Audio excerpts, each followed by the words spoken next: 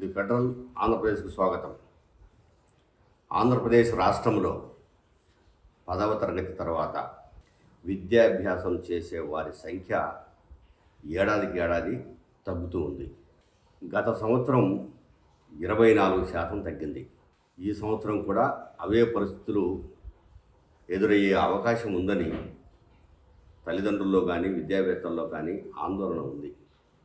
ఇందుకు ప్రధానమైనటువంటి కారణం పేదరికం. తల్లిదండ్రులు ఎక్కువ మంది వలసలు పోవడం. పేదరికాన్ని అధిగమించాలంటే వీలైనంత వరకు తమ పిల్లలను తమతో పాటు పనులు చేయించుకోవడం. తప్పనిసరి పరిస్థితుల్లో తల్లిదండ్రులు ఈ విధమైన నిర్ణయాలు తీసుకోవడం వల్ల 10వ తరగతి నుంచి ఇంటర్మీడియట్కు చేరే విద్యార్థుల సంఖ్య 24%గా ఉంది అంటే నిజంగా ఆందోళన కలిగించేటువంటి అంశం. ఎందుకంటే 10వ తరగతి పాస్ అయిన తర్వాత 11వ తరగతిలో చేరి 12వ తరగతి కంప్లీట్ చేస్తే ఆ విద్యార్థిలో ఉండే తెలివితేటలు, భవిష్యత్తు ఆలోచనలు, ఏమి చేస్తే బాగుంటుందనే ఒక ఆలోచన, కొత్త ఆలోచన విధానాలకు తెరతీసేటువంటి వయస్సు అది. 17 సంవత్సరాల వయస్సులో సహజంగా రకరకాల ఆలోచనలు వస్తాయి.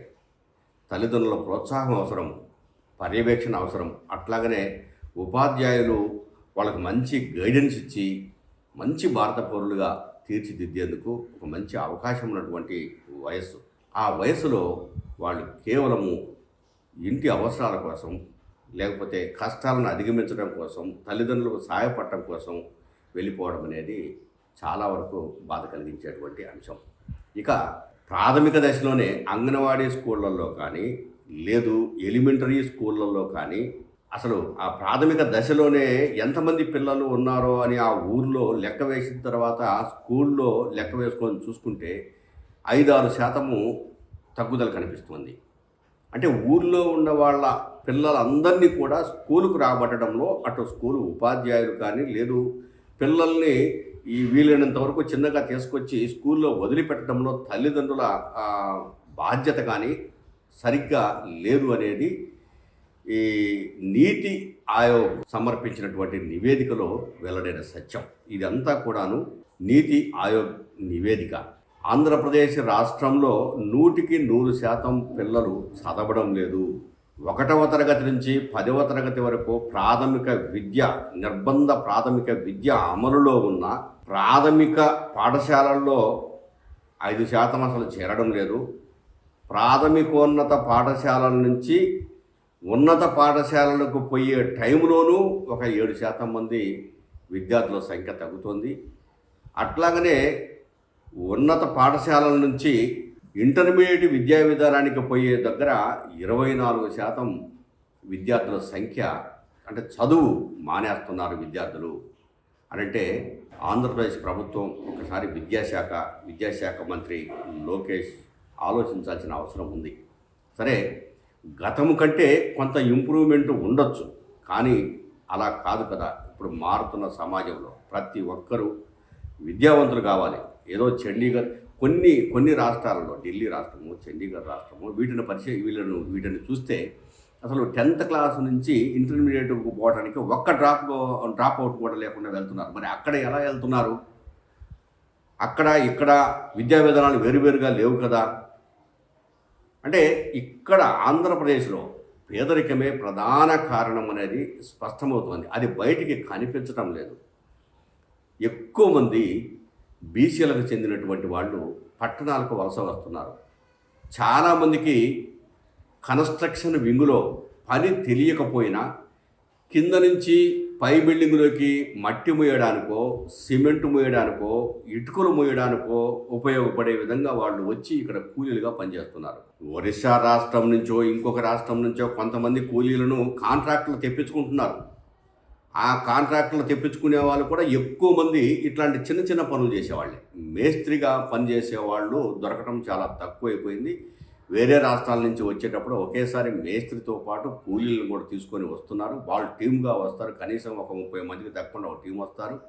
ఇప్పుడు విజయవాడ, విశాఖపట్నము, గుంటూరు, తిరుపతి లేకపోతే నెల్లూరు ఇట్లాంటి పట్టణాలకు వచ్చేసి కన్స్ట్రక్షన్ వింగ్లో ఉండే వాళ్ళందరికీ కూడాను ఇక్కడ ఎవరైతే పిలిపిస్తారో ఆ కాంట్రాక్టర్ వాళ్ళకి కావాల్సిన వసతి సౌకర్యాలు ఏర్పాటు చేస్తారు. ఇక్కడ ఈ రాష్ట్రంలో ఇక్కడి నుంచి ఇక్కడికి అంటే ఒక గ్రామీణ ప్రాంతం నుంచి తిరిగి పట్టణ ప్రాంతానికి వచ్చిన తర్వాత వాళ్ళందరికీ వసతి సౌకర్యాలు ఏ కాంట్రాక్టర్ ఏర్పాటు చేయడు. ఇక్కడ ఉన్నటువంటి ఒక మేస్త్రి వాళ్ళని ఒక 10 మందిని కూడగట్టుకొని మీరు నా దగ్గరికి రండి పని చూపిస్తానని చెప్పేసి పని చేస్తూ ఉన్నాడు. నిష్ణాతులైనటువంటి వర్కర్లు సరిగ్గా లేరు. గొప్పగా కన్స్ట్రక్షన్ వింగ్లో బాగా మేము పని చేస్తున్నాం, బాగా సంపాదిస్తున్నాం అనేవాళ్ళు లేరు. ఈ కూలీలకు రోజుకిచ్చేది 3 నుంచి 500, ఎక్కువగా 300 ఇస్తున్నారు కూలీలకు. కాస్త గోడ పెట్టగలిగిన వాళ్ళు, లేదు సిమెంట్ తోటి ప్లాస్టింగ్ చేయగలిగిన వాళ్ళు, ఇట్లా ఈ పనులు కొంచెం వచ్చిన వాళ్ళకు 500, 600 రూపాయలు ఇస్తున్నారు. అదే మేస్త్రికి అయితే 1000 నుంచి 1500 వరకు తీసుకుంటున్నాడు. ఇట్లా కూలీ రేట్లు ఉన్నాయి. ఈ కూలీలతోటి వాళ్ళు వచ్చి ఇక్కడ ఉండి తమ పిల్లలను కూడా పెట్టుకొని ఆ వచ్చే డబ్బులతోటి ఇప్పుడు ఎంత తక్కువ ఇంటి అద్దె అనుకున్నా కూడాను 4000 నుంచి 5000 లోపులో తప్ప ఇంకంతకు తక్కువలో ఇల్లు, చిన్న ఇల్లు కూడా దొరికే పరిస్థితులు ఇప్పుడు విజయవాడ సిటీలో కానీ, విశాఖపట్నంలో కానీ, తిరుపతిలో కానీ, ఇట్లాంటి ప్రదేశాల్లో గుంటూరులో కానీ లేవు. అట్లాంటి పరిస్థితుల్లో ఒక 5000 రూపాయలు ఇంటెందుకు కావాలి, ఒక 5000 రూపాయలు ఆ నెలలో సరుకులు కొనుగోలు చేయడానికి కావాలి, ఇంకా ఏదైనా అవసరాల కోసము, బట్టల కోసము, ఇంకా ఇట్లాంటి వాటి కోసము కావాలి. ఇవన్నీ కూడాను ఇవ్వడము, పిల్లలను జాగ్రత్తగా చూసుకోవడం సాధ్యం కావడం లేదు. కాబట్టి వాళ్ళు వీలైనంత వరకు ఎక్కువ మొత్తంలో పిల్లలను తీసుకొచ్చి వాళ్ళ ద్వారా పనులు చేయించుకుంటున్నారు. ఈ పద్ధతి మారాలి. అలాగనే రాష్ట్ర ప్రభుత్వం లోకేష్ గారు ఇటీవల కాలంలో కొన్ని ప్రకటనలు చేశాడు. ఏమని ప్రకటనలు చేశాడు? విద్యా వ్యవస్థలో ఎన్నో మార్పులు తీసుకొస్తున్నాం మేము. ప్రధానంగా ప్రతి స్కూల్లో కూడాను సబ్జెక్టు టీచర్లను మేము ఏర్పాటు చేస్తాము అని చెప్పారు. మరి సబ్జెక్టు టీచర్లు ఎక్కడ ఏర్పాటు చేస్తున్నారు? ఇప్పుడు రాష్ట్రం మొత్తం మీద చూస్తే 12,912 ఏకోపాధ్యాయ పాఠశాలలు ఉన్నాయి. అంటే అక్కడ సబ్జెక్ట్ టీచర్ ఎక్కడ ఉన్నాడు? ఇప్పుడు ప్రాథమిక పాఠశాలలోనో లేదో ఎలిమెంటరీ స్కూల్లోనో తీసుకుంటే అసలు ఎలిమెంటరీ స్కూల్లో సబ్జెక్టు టీచర్లు అనేవాళ్ళు లేరు. ఒక స్కూల్లో ఒక 100 మంది పిల్లలు ఉన్నా కూడాను ఒకే టీచర్ కూర్చోబెట్టేసేసి అన్ని తరగతులకు అన్నిటికు 1 నుంచి 5వ తరగతి వరకు పాఠాలు చెప్పాలి. అట్లాగనే ప్రాథమికోన్నత పాఠశాలల్లోనూ ఇదే పరిస్థితి ఉంది. ఏకోపాధ్యాయులు ఉన్న పాఠశాలలు కొన్ని ఉన్నాయి. నిబంధన ఉంది, 20 మంది లేదా 21 మంది పిల్లలకు ఒక టీచర్ ఉండాలి, చదువు చెప్పాలి అని. మరి ఎలిమెంటరీ స్కూళ్ళల్లో ఒకే ఒక టీచర్ ఉంటే ఆడ 20 మంది పిల్లలు ఉంటారా? 30 మంది ఉండొచ్చు, 40 మంది ఉండొచ్చు, 50 మంది ఉండొచ్చు. సబ్జెక్టు టీచర్లను మేము పెడుతున్నామని చెప్పిన హామీని విద్యాశాఖ మంత్రి లోకేష్ గారు ఎందుకు నెరవేర్చలేదు అనేది కూడా ఈ రాష్ట్రంలో ప్రజలందరూ అడుగుతున్నారు. ఈ 12,912 ఏకోపాధ్యాయ పాఠశాలల్లో 2 లక్షల మంది విద్యార్థులు చదువుతున్నారు. ఈ 2 లక్షల మంది విద్యార్థుల భవిష్యత్తు ఏంటి? వీళ్ళు అర్థం కాక ఇంకొక ప్రధానమైనటువంటి సమస్య ఏంటంటే ఎలిమెంటరీ స్కూలు నుంచి హై స్కూలు స్థాయికి అంటే 6వ తరగతిలో చేరడానికి విద్యార్థి వెళుతున్నాడు అని చెప్పేశారంటే ఆ విద్యార్థి తన సంతకాన్ని తాను పెట్టుకోలేని పరిస్థితి ఉంది. ఎందుకు ఈ పరిస్థితి ఉంది అంటే ఎలిమెంటరీ స్కూల్లో మనం ఒక టీచర్ను ప్రశ్నిస్తే వాడు స్కూల్కు రాడు సార్, వాళ్ళ తల్లిదండ్రులు పంపించారు సార్, మేము ఎన్నిసార్లు పోయి అడుగుతున్నా పట్టించుకోరు సార్, ఇంకా మాకు విసిగెక్కిపోయే పరిస్థితులు ఏర్పడ్డాయి సార్ అని చెప్పేసి టీచర్లు చెప్తున్నారు. నిజంగా ఇప్పుడు మేము ఫెడరల్లో ప్రతినిధిగా పోయి కొన్ని చోట్ల వాకప్ చేసినప్పుడు ఈ పరిస్థితులు ఉన్నాయి. అయితే ఆ టీచర్లు ఇప్పుడు మేము పేరు చెప్పలేము సార్, కారణాలు ఏంటంటే విద్యార్థికి సంతకం వచ్చినా రాకపోయినా, ABCDలు వచ్చినా రాకపోయినా, ఆలు వచ్చినా రాకపోయినా 1వ తరగతి నుంచి 2వ తరగతికి ప్రమోట్ చేయాల్సిందే. ఇంతకు ముందులాగా మాన్యువల్ కాదు, ఇప్పుడంతా కూడా డిజిటలైజ్ అయింది. ఎందుకు ఆ విద్యార్థిని మీరు 2nd క్లాస్కు ప్రమోట్ చేయలేరు అని చెప్పేసి కారణాలు మమ్మల్ని అడిగి మాకు ఇంక్రిమెంట్లు కట్ చేస్తున్నారు, రకరకాల చర్యలు తీసుకుంటున్నారు మా మీద. అందుకని మేము తప్పనిసరి పరిస్థితుల్లో వాడికి సంతకం వచ్చినా రాకపోయినా, ఏమైనా వాడి పేరు రాసుకున్నా రాకపోయినా తరగతులకు ప్రమోట్ చేస్తున్నాము అని చెప్తున్నారు. అంటే వాడి పేరు వాడు రాసుకోకుండా 6వ తరగతిలో చేరి ఏం చదువుకుంటాడు? ఒక్కసారి ఆలోచిద్దాము. 6 నుంచి 7, 8 ఇది ప్రాథమికోన్నత స్థాయి విద్య. ఇది అయిపోతుండగానే చాలామంది మానేస్తున్నారు. అక్కడ 7% మానేస్తున్నారు. ఎందుకంటే 10వ తరగతి నేను 9, 10వ తరగతిలో చేరితే నన్ను ఎగతాళి చేస్తారు. నాకు చదువు కూడా రాదని చెప్పేసి వాళ్ళ నాన్న వాళ్ళ దగ్గర పోయి, నాన్న నేను చదవలేను, నా వల్ల కాదు, ఎందుకు ఇది నాకు రాదు, మీరు ఏం పని చేస్తే నేను అది చేస్తాను, మీతో పాటే ఉంటానని చెప్పేసి విద్యార్థులు వాపోతున్న సందర్భాలు కూడా ఉన్నాయి. ఇక 9, 10వ తరగతిలో చూసుకుంటే ఆ 9, 10 అయిపోయిన తర్వాత ఇంగ్లీష్ రాని వాళ్ళు చాలామంది ఉన్నారు. అట్లా ఇంటర్మీడియట్కి పోయి ఇంగ్లీష్లో ఫెయిల్ అయిన వాళ్ళు చాలామంది ఉన్నారు.